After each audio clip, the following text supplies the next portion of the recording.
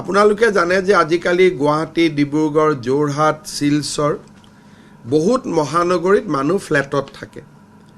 যেতিয়া এবাৰ ফ্লেট নিৰ্মাণ হৈ যায়, তাৰ পিছত ফ্লেটটো পৰিচালনা কৰাৰ দায়িত্ব ফ্লেটৰ আৱাসীসকলৰ। ফ্লেটত বহুত ৰিটায়াৰ্ড মানুহ থাকে। যেতিয়া ফ্লেটবোৰত কেতিয়াবা ট্ৰান্সফৰ্মাৰ নোহোৱা হৈ যায়, কেতিয়াবা পানীৰ ডিপ টিউবেল বনাব লাগে, বা কেতিয়াবা ফ্লেটটোক মেৰামতি কৰিব লাগে। বিল্ডাৰজনেতো মেৰামতি নকৰে, বিল্ডাৰজনে তেওঁলোকক দি থৈ গুচি গ'ল। ৰাইজে কষ্ট পায়। সেইকাৰণে প্ৰয়োজন সাপেক্ষে ফ্লেটত সামূহিক কাম, কোনো ব্যক্তিগত কাম নহয়, সামূহিক কাম কৰিবৰ বাবে এতিয়াৰ পৰা MLA সকলেও ফাণ্ড দিব পাৰিব, আৰু ৰাজ্য চৰকাৰেও বিভিন্ন বিভাগৰ পুঁজি প্ৰয়োজন অনুসৰি দিব পাৰিব। আনটাইড ফাণ্ডে হওক বা আন মিউনিচিপালিটিয়ে বিচাৰে কিবা ফাণ্ড দিব বিচাৰে, তেওঁলোকে এতিয়াৰ পৰা ফ্লেটতো পুঁজি দিব পাৰিব। আগতে আমি গাঁৱত দিওঁ, নামঘৰত দিওঁ, মন্দিৰত দিওঁ, ৰাস্তাত দিওঁ, কিন্তু ফ্লেটত আমি কোনো সহায় নকৰোঁ। এতিয়া আমি ফ্লেটত সহায় কৰিব পাৰিম। দুটা কণ্ডিশ্যন: ফ্লেটটো বিল্ডাৰৰ অধীনত থাকিব নালাগিব, ফ্লেটটো ছ'চাইটিৰ অধীনত থাকিব লাগিব।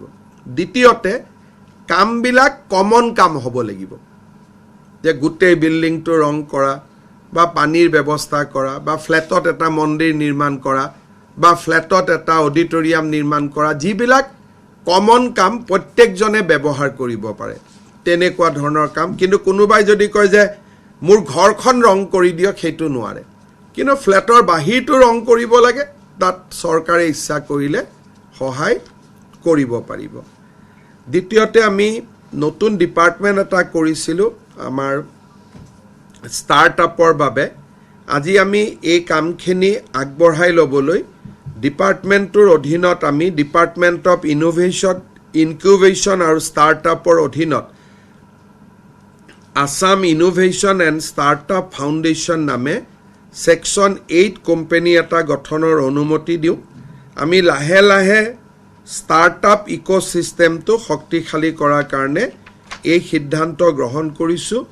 ই ৰাজ্যৰ ষ্টাৰ্টআপসকলক যথেষ্ট সহায় কৰিব। আজিৰ কেবিনেটত মুখ্যতঃ এইকেইটা সিদ্ধান্ত গ্ৰহণ কৰা হৈছে। অতিৰিক্তভাৱে মিছন বসুন্ধৰাৰ অধীনতো আৰু 500টা অনুষ্ঠানক আজি কেবিনেটে ভূমি আবণ্টন কৰে।